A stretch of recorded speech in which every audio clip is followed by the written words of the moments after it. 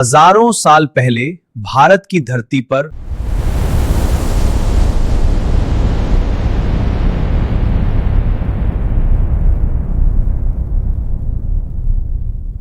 एक ऐसा युद्ध लड़ा गया जहां जीत सिर्फ तलवारों से नहीं,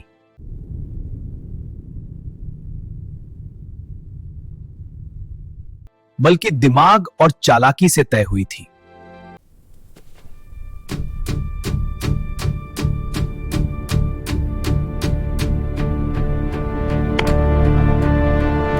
यह कहानी है मगध के शक्तिशाली राजा अजातशत्रु की, जो कि हर्यक वंश का था।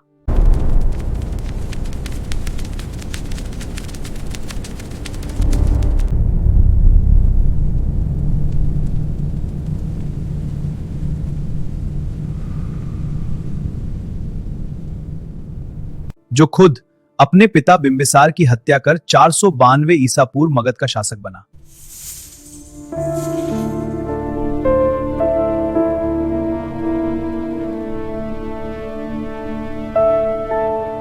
बिंबिसार कोई साधारण व्यक्ति नहीं था, उसी ने 544 ईसा पूर्व हर्यक वंश की स्थापना की थी।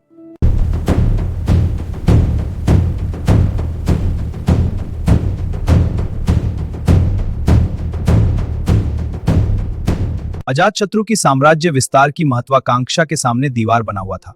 वज्र संघ एक ऐसा गणराज्य जो अपनी एकता और लोकतांत्रिक व्यवस्था के लिए जाना जाता था।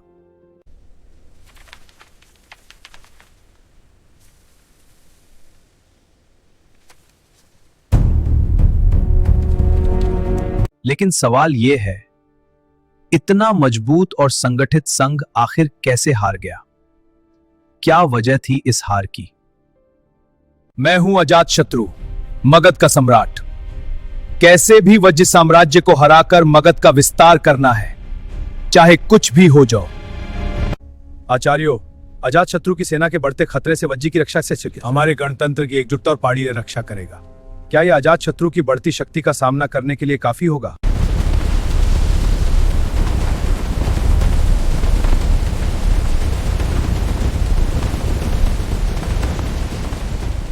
आज हम जानेंगे मगध और वज्जी संघ के बीच हुए उस ऐतिहासिक युद्ध की पूरी कहानी। महाराज, सीमावर्ती प्रांतों से खुफिया खबरें आई हैं। बताओ, क्या खतरा है? शत्रु की सेना बढ़ रही है। 6वीं शताब्दी ईसा पूर्व भारत 16 महाजनपदों में बंटा हुआ था। इनमें से एक था मगध।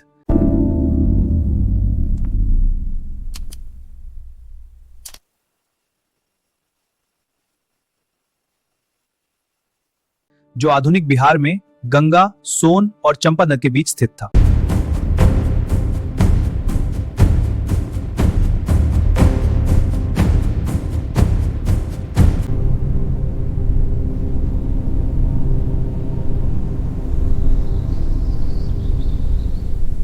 उपजाऊ मिट्टी, सिंचाई की सुविधा और जल परिवहन ने कृषि और व्यापार दोनों को मजबूत किया।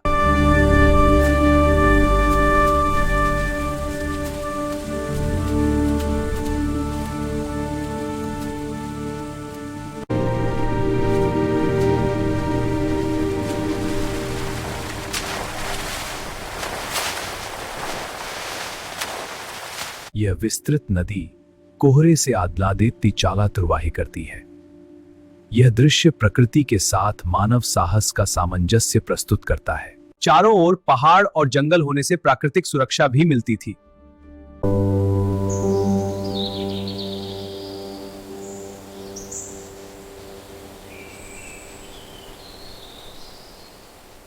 लोहे की उपलब्धता ने हथियार निर्माण को आसान बनाया, जो धीरे धीरे अपनी शक्ति बढ़ा रहा था।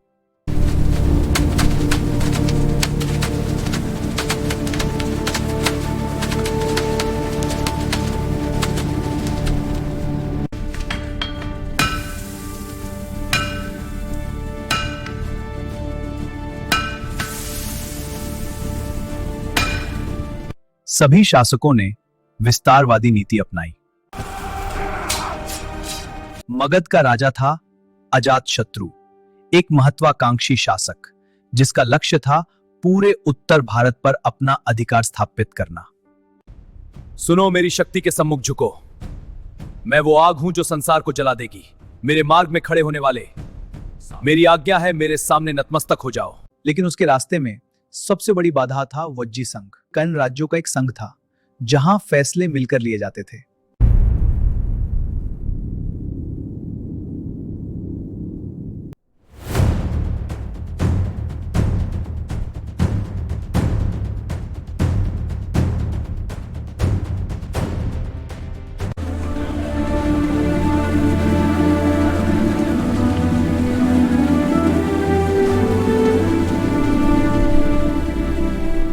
मित्रों, अजातशत्रु की बढ़ती शक्ति हमारे सामने एक एकजुट होकर सामना करना। हम तैयार हैं। लेकिन हमें अपनी रणनीति पर विचार करना होगा।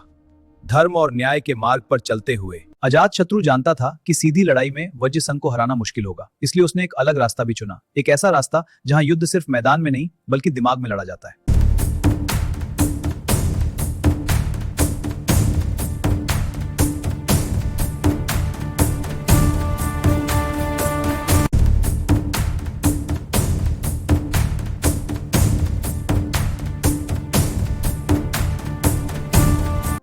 अजातशत्रु ने तुरंत हमला नहीं किया। उसने इंतजार किया और एक लंबी रणनीति तैयार की।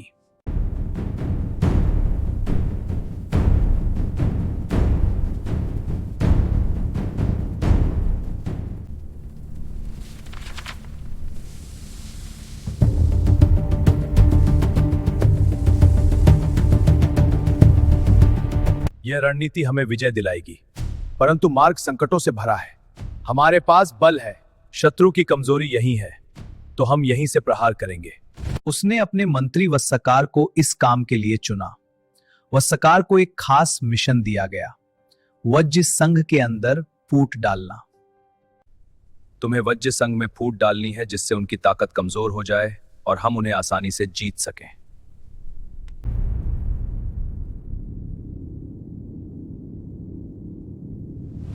वस्सकार निकल पड़ा पाने मिशन पर। धीरे धीरे वस्सकार वज्र के नेताओं के बीच घुलने मिलने लगा। उसने उनके बीच अविश्वास फैलाना शुरू किया। छोटी छोटी बातों को बढ़ा चढ़ाकर पेश किया गया।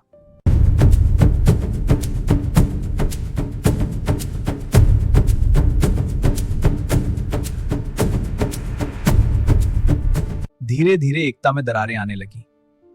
वज्जी संघ जो भी निकुटात था, अब वो अंदर से कमजोर होने लगा। और यही था अजातशत्रु का असली हथियार। आपने हमें धोखा दिया है। हमने सिर्फ न्याय मांगा था। शांत हो जाओ, हम सब एक हैं। एक? जब आप हम पर इल्जाम लगा रहे हो, ये सब आपके काम का नतीजा है। एकता के नाम पर हम अंधे हो रहे हैं। एकजुट रहकर ही हमने लिच्छवी और विधि को एक सूत्र में पिरोया, पर अब ये बंधन हमें रोक रहे हैं। हमें नई राह चुननी होगी। अजातशत्रु कोई गलती नहीं करना चाहता था, इसीलिए उसने सिर्फ चालाकी पर भरोसा नहीं किया।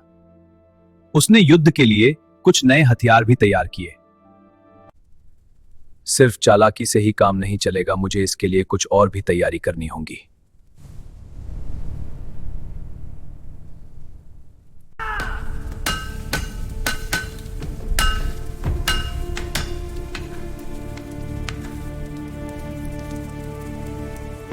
इनमें से एक था रथ मुसल, एक ऐसा रथ जिसमें घूमने वाले ब्लेड लगे होते थे, जो दुश्मनों को कुचलते हुए आगे बढ़ता था।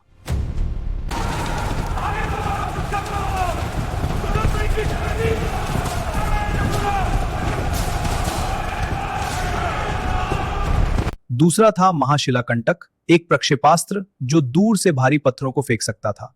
ये हथियार उस समय के लिए बेहद उन्नत थे।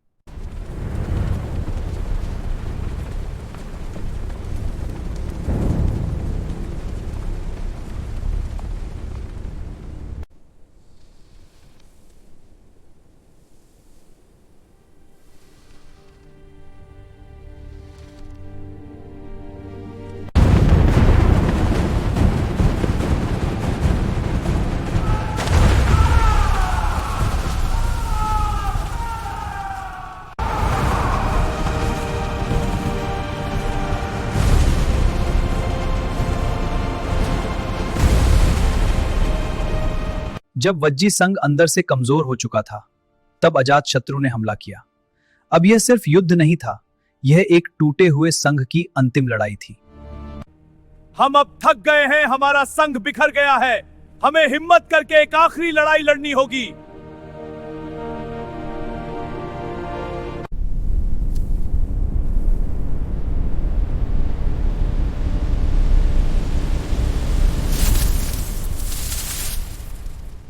वज्र की सेना अब पहले जैसी मजबूत नहीं रही थी। उनकी रणनीति बिखर चुकी थी और मगध की सेना पूरी तैयारी के साथ आई थी।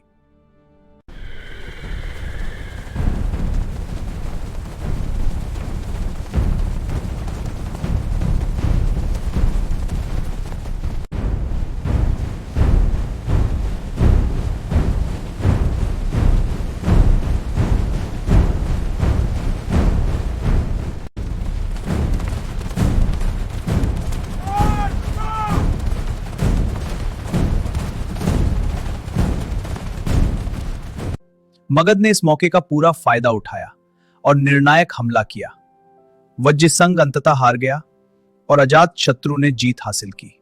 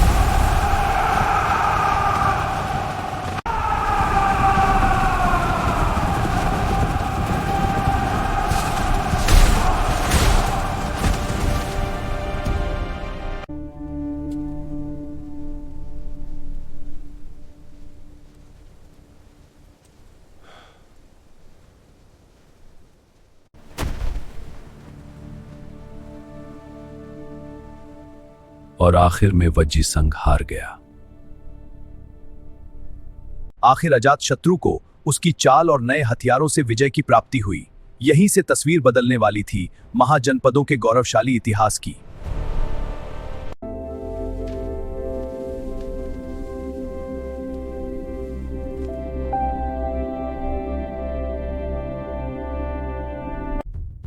आगे चलकर यही भूमि मौर्य साम्राज्य का केंद्र बनी।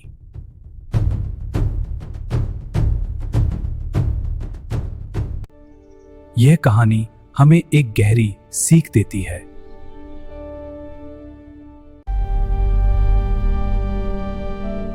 केवल ताकत ही नहीं, बल्कि रणनीति और एकता ही असली शक्ति होती है।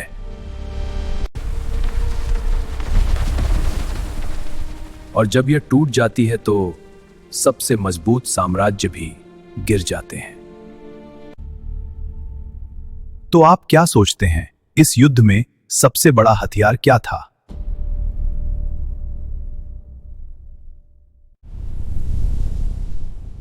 ताकत या चालाकी?